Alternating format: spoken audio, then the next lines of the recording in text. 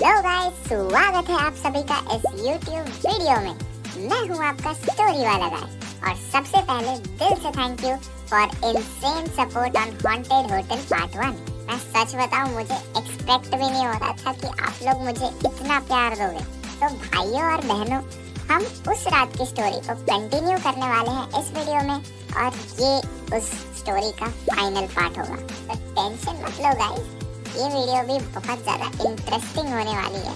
हम जानेंगे कि जो नॉक हमें सुनाई दे रहा था वो आखिर था कौन, और सबसे बड़ा सवाल, वो नॉक क्यों हो रहा था। तो पॉपकॉर्न चिप्स लेके बैठ जाओ, क्योंकि स्टोरी मेरी, वाइब तुम्हारी। शुरू करते हैं यादों की सवारी। तो भाई, उस वक्त जो हमारे मन में सवाल आ रहा था वो बिल्कुल सिंपल था। अगर नॉक किसी जूनियर ने नहीं किया, किसी टीचर ने भी नहीं किया, तो डोर के बाहर था कौन? ऑनेस्टली उस वक्त हम इतना भी डरे नहीं थे। हमने सोचा कि शायद वो काउच पे बैठे जूनियर्स ही होंगे जो हमें इस तरह परेशान कर रहे हैं। तो हमने उन्हें बुलाया और हमने उनसे पूछा, भाई सच सच बताओ, तुमने ही नॉक किया था ना अभी? और उन्होंने सीधा बोला, नहीं भाई, हम क्यों करेंगे, हम तो अपना मस्त बैठ के गेम खेल रहे हैं, हम क्यों नॉक करेंगे तुम्हें, वो भी रात के 2 बजे। और पता नहीं क्यों उनके कॉन्फिडेंस से लग भी रहा था कि वो झूठ तो नहीं बोल रहे। तो हमने भी सोचा, छोड़ो यार, कोई प्रैंक ही होगा, कोई ना कोई तो कर ही रहा होगा, जाने दो। और फिर हम सब वापस अपने बातचीत में लग गए, वापस अपना फोन में रील स्क्रॉल कर रहे हैं, कोई बातचीत कर रहा है, कोई जोक सुना रहा है, रोस्टिंग गॉसिप वही चल रहा है। लेकिन धीरे धीरे एक चीज हमने नोटिस की। पहले कॉरिडोर में जो बच्चों की आवाज आ रही थी, कोई हंस रहा था, कोई बात कर रहा था, कोई इधर उधर घूम रहा था, लेकिन अब धीरे धीरे पूरा फ्लोर चुप हुए जा रहा था। हमने इतना ज्यादा ध्यान नहीं दिया क्योंकि हमें लगा कि रात का वक्त है, शायद थक गए होंगे सब जाके धीरे धीरे सो रहे होंगे। ऐसा लग रहा था जैसे पूरे होटल में सिर्फ हम ही जाग रहे हो। तब तक लगभग 1 बज चुका था और हम सब अभी सो नहीं रहे थे। और फिर अचानक से एक आवाज आया। हम सब उछल पड़े। 1 सेकंड के लिए लगा किसी ने दरवाजे पे फिर से जोर से मारा है, लेकिन फिर दोबारा आवाज आई और इस बार हम समझ गए ये आवाज दरवाजे की नहीं, विंडो से आ रही थी। विंडो से। भाई डोर पे तो फिर भी समझ आता है, लेकिन 2nd फ्लोर की विंडो पे? उस मोमेंट पे पहली बार हम सब सच में डर गए। जितने भी हॉरर जोक्स चल रहे थे सब बंद। और फिर हमारे ग्रुप का एक बंदा जो हमेशा हीरो बनता था, वो बोला, अरे यार इतना क्यों डर रहे हो, मैं देखता हूँ। हम सब उसे रोक रहे, भाई मत जा, पागल है क्या, लग गई तो क्या करेगा। लेकिन नहीं, भाई को तो सीआईडी बनना था ना। सीधा विंडो की तरफ गया और विंडो धड़ाम से खोल दिया और जो बाहर उसे दिखा वो देख के वो चिल्लाया, गाइस इधर आओ।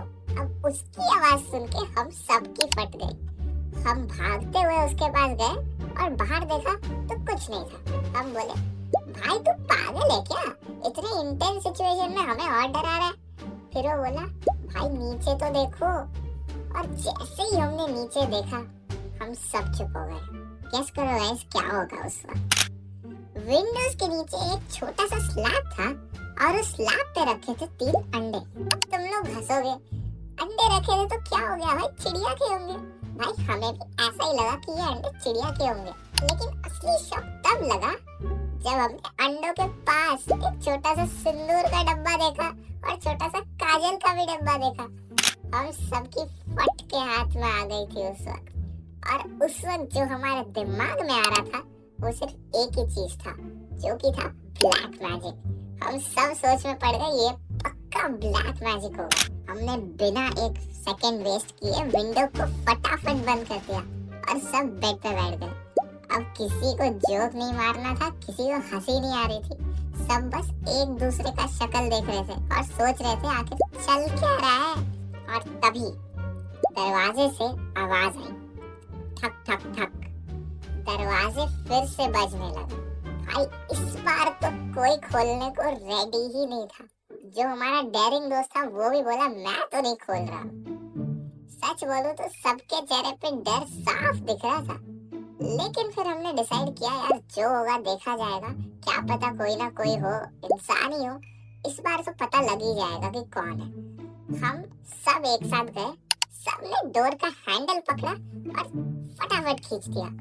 और जो हमारे सामने था वो देख के हम सब थोड़े कंफ्यूजन में थे।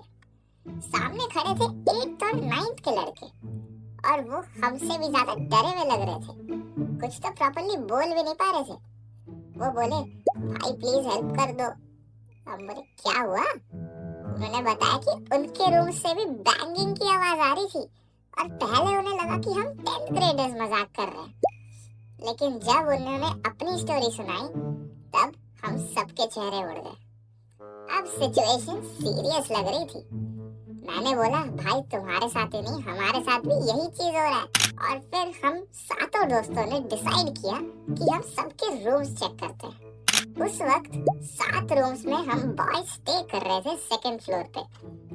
और फिर हमने सोचा कि हम चलो जाते हैं रूम्स में चेक करते हैं, क्या पता वहाँ भी कुछ ऐसा ही मिल जाए जैसे हमें यहाँ सेटअप देखने को मिला भूत का।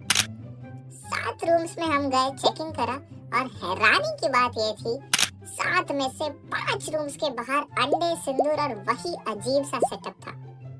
और सबसे स्कैरी बात, बैंगिंग की आवाज भी सिर्फ उन्हीं जगह पर आ रही थी। अब हॉनेस्टली उस वक्त हम सबको लगने लगा कि कुछ तो गड़बड़ है। अब तो कंफर्म हो गया कि कुछ तो गड़बड़ है भाई। क्या? ये आज तक हमें पता नहीं लगा, लेकिन कुछ तो था। हमने सारे जूनियर्स को बोला कि 7 रूम्स में से 5 रूम्स में बैंगिंग की आवाज आ रही होगी, और उन्होंने बोला हाँ भाई हाँ, उन्हीं 5 रूम्स में से ही आवाज आ रही थी, बाकी के 2 रूम्स तो एकदम शांत थे। लेकिन फिर भी हम डर गए और हम आपके पास आ गए। अब मैंने उनको बोला कि भाई तुम उन 2 नॉर्मल रूम्स में रुक जाओ, वहाँ पे कुछ नहीं होगा। और वो सारे 8th और 9th के बच्चे झुंड बना के दोनों रूम्स में घुस गए और हम फिर सीधा गए टीचर्स के पास। उस वक्त लगभग 1:30 बज रहा था।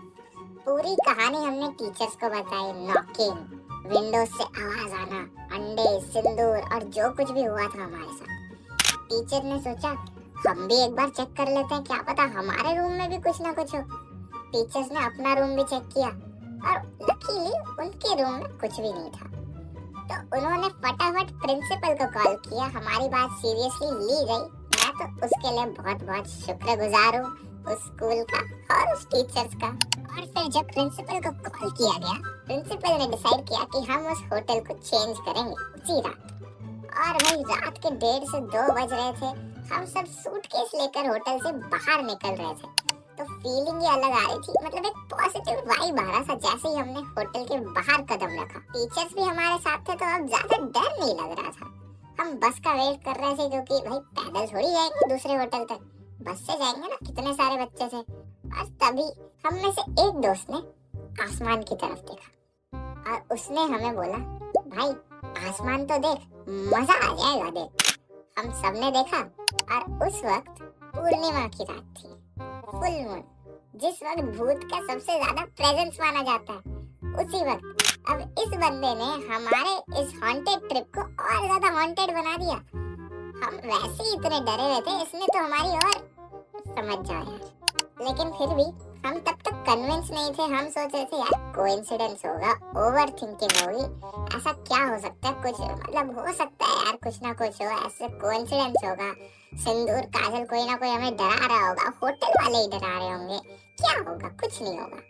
और फिर हम 7 दोस्तों ने मजाक मजाक में डिसाइड किया कि होटल को 1 स्टार रिव्यू देते हैं। हम सब ने फोन निकाला, गूगल मैप्स खोला और होटल का नाम सर्च किया।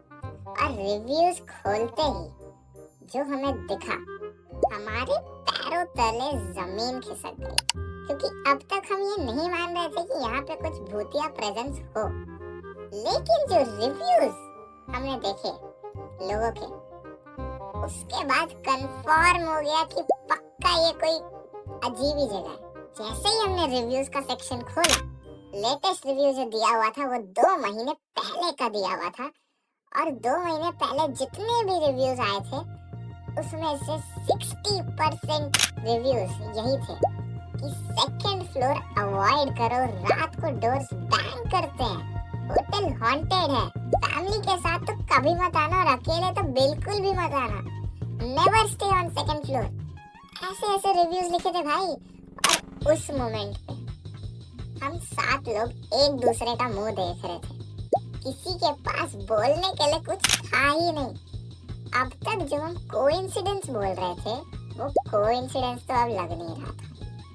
खैर उस रात को फिर बस आ गई थोड़ी देर में, और हॉनेस्टली उस रात को कोई ढंग से सोया ही नहीं। हमने होटल चेंज किया। हमारी उसी दिन 10 बजे को लाइक सुबह को हमारी वापस जाने की ट्रेन थी, तो हमें कम से कम 4-5 घंटा तो होटल में रुकना पड़ेगा ना। तो हम होटल में गए और उस वक्त हम सबके दिमाग में बस यही चल रहा था कि अभी जो हुआ है वो आखिर था क्या, हम कहाँ से आ रहे हैं इस वक्त। सबकी एकदम फटके हाथ में आ गई थी, किसी की हिम्मत नहीं थी कि वो अब कुछ हंसी मजाक करे। अगले दिन फिर मतलब उसी दिन बैंगलोर वापस आ गए हम, ट्रिप खत्म हो गई, सब अपने अपने घर चले गए। लेकिन वो रात यार आज भी याद है। और हाँ, मेरा वो डेयरिंग वाला दोस्त याद है आपको, जिसने सबसे पहले विंडो खोली थी? उसने गलती से उन अंडों में से एक अंडे को छू लिया था और अगले दिन ट्रेन में उसे फीवर आ गया। अब हो सकता है ये सिर्फ एक कोइंसिडेंस हो, लेकिन मैं तो ऐसा नहीं मानता। लेकिन जब भी हम उस ट्रिप के बारे में सोचते हैं, ये पॉइंट हमें जरूर याद आता है। आज इतने साल बाद भी मुझे उस होटल का नाम याद नहीं है। आई एम रियली सॉरी, मैं आपको जरूर बताता नाम, बट मुझे याद ही नहीं है, बहुत टाइम हो गया मुझे। और शायद अच्छा ही है, क्योंकि मैं उस जगह वापस जाना भी नहीं चाहता। जो एक्सपीरियंस हमारे साथ हुआ है भाई, आप लोग को लग रहा होगा मैं ये बना रहा हूँ, लेकिन ऐसा कुछ नहीं है। ये सब जो हुआ है बिल्कुल सच हुआ है और मेरे साथ ही हुआ है। खैर ये सब छोड़ो, आप बताओ कमेंट्स में आपको क्या लगता है, जो उस रात हुआ क्या वो कोइंसिडेंस था या फिर कुछ और? कमेंट में जरूर बताना। और अगर स्टोरी पसंद आई हो तो लाइक, शेयर और सब्सक्राइब करना मत भूलना। मिलते हैं अगली यादों की सवारी में। वैसे आज भी मैं जब उस दोस्त से मिलता हूँ ना, अपने उस डेयरिंग वाले दोस्त से, मैं आज भी उसे यही बोलता हूँ, भाई पड़ गई ना उस रात को हीरोगिरी भारी।